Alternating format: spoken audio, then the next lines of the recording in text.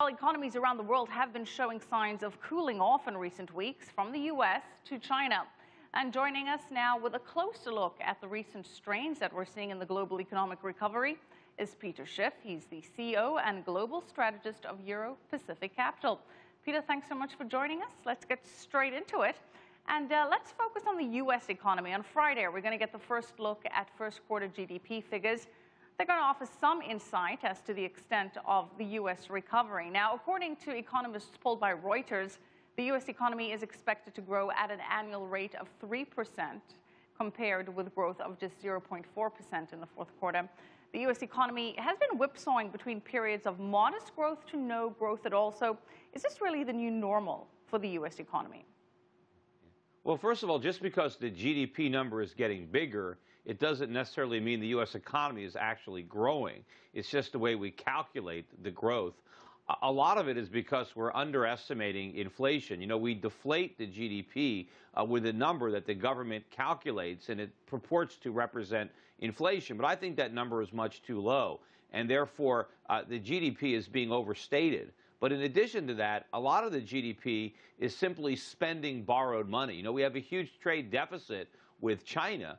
We borrow a lot of money. We import a lot of Chinese goods. All that, you know, counts as growth when we spend money. But the fact that we're borrowing money to finance all the spending, nobody pays attention to that. So I don't think it's legitimate economic growth. I think it's simply more of the problem. It's what caused the last recession, the fact that we were living beyond our means and spending a lot of borrowed money. Instead of dealing with the problem, we're actually making it worse. Well, you raise a very valid point. So if we strip away this borrowing or this artificial stimulus, what do you think would be the real growth of the U.S. economy in the first quarter, and which areas do you think contributed mostly to that? Well, if you stripped away all the QE, all the inflation that the government is creating and exporting over to China, we would be in a recession. It would be a much needed recession, because we would be repairing the structural damage to our economy that is the result of years and years of monetary stimulus and fiscal stimulus. You know, we consume too much, we borrow too much, we don't produce enough. And all this needs to change. We need to have a restructuring in the economy, but the government is preventing that from happening. Instead, we're just borrowing more money, and we're just inflating a bigger bubble, which eventually is going to burst, and it's going to be even more disruptive when it does. Well, monetary stimulus does seem to be the order of the day, with central banks around the world following suit with that. What do you think they should be doing? Well, they should be doing the opposite. It was monetary stimulus that produced a problem.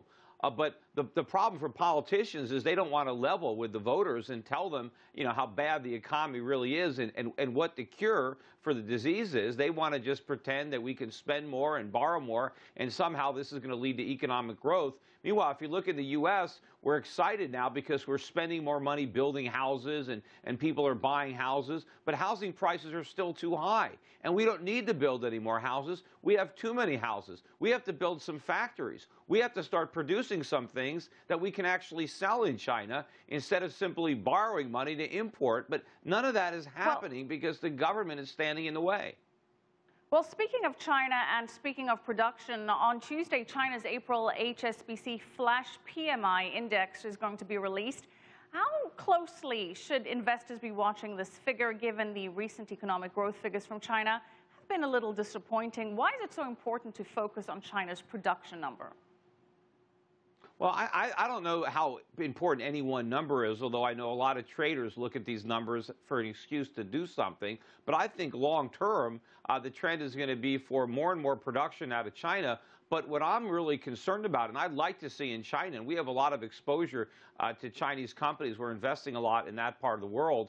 What I'm concerned is I want to see China producing to satisfy the desires of the Chinese people, to satisfy their, their needs and to raise their standard of living. I don't necessarily want to see China producing just to export to the United States, because the American customers can't afford to pay for those products. And so the Chinese end up suffering because all they do is export stuff and import inflation.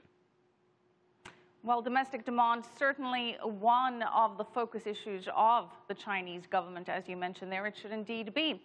We're going to have to leave it there. Peter Schiff, thank you so much for joining us again, CEO and Global Strategist of Euro Pacific Capital.